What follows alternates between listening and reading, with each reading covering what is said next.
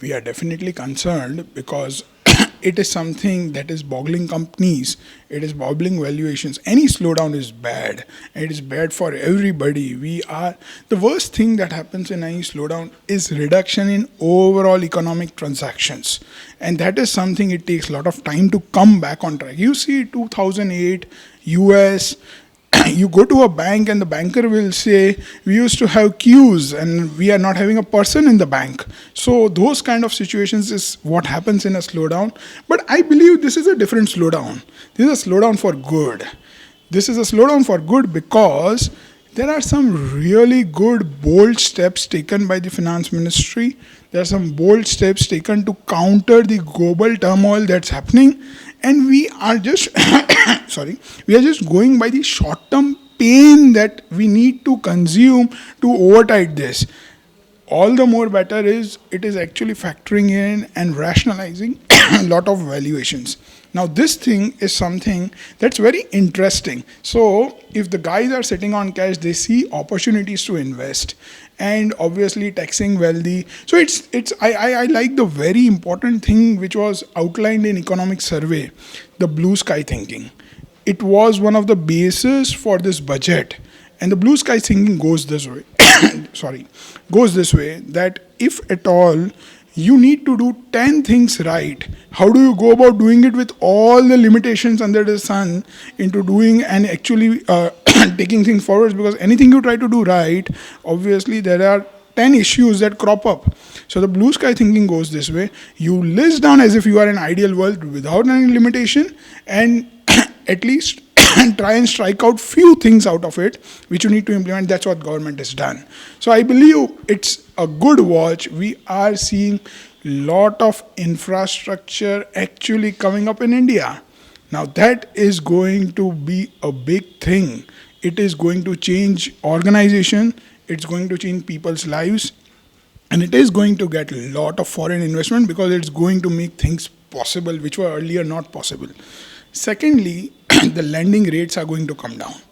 This is a big kicker for economy. So all of this is something that's not yet factored. People are into a short-term phenomena. So less of a worry. Obviously, short-term, I can see the pain, so everybody has to worry. Short-term impact per se for us, if you say, we as an organization per se are not necessarily impacted by the global turmoil or slowdown, except for the fact that the transactions go down, which obviously is in any business, which is quite seasonal that we all see.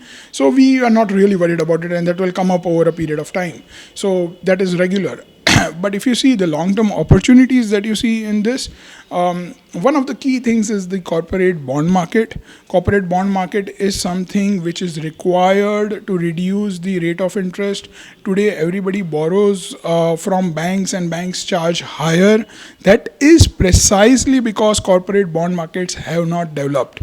And if the corporate bond market develops, that is something will reduce further rate of borrowing for organizations, which will make them very, very healthy. So that is something to look out for, and that's where we as an organization are looking to see how we can develop corporate bond market and the debt market very well. What do we do as a product? What do we do as ease and features to make sure that this thing comes up very well? It also leads to our internal structuring accordingly to make sure that our internal rate of returns are better. I believe also, while there are various reasons why the participations are different or lesser, but what is happening is also that there are some structure technical issues that we see in corporate bond market way beyond regulatory and way beyond a kind of a big issue is the kind of awareness with respect to bond market in terms of the way in which how you track it across the exchange platform or anywhere is actually so wide, because there are so many instruments out there that it becomes almost impossible for an investor to track it well, and so the participation is lesser. So one has to carve out a way to make sure that the predictability comes simpler, the supervision comes simpler, which over a period of time can happen through clustering in bond markets. The second important thing with respect to bond market is there has to be more assurance that has to get into the economy with respect to companies, with respect to credit defaults.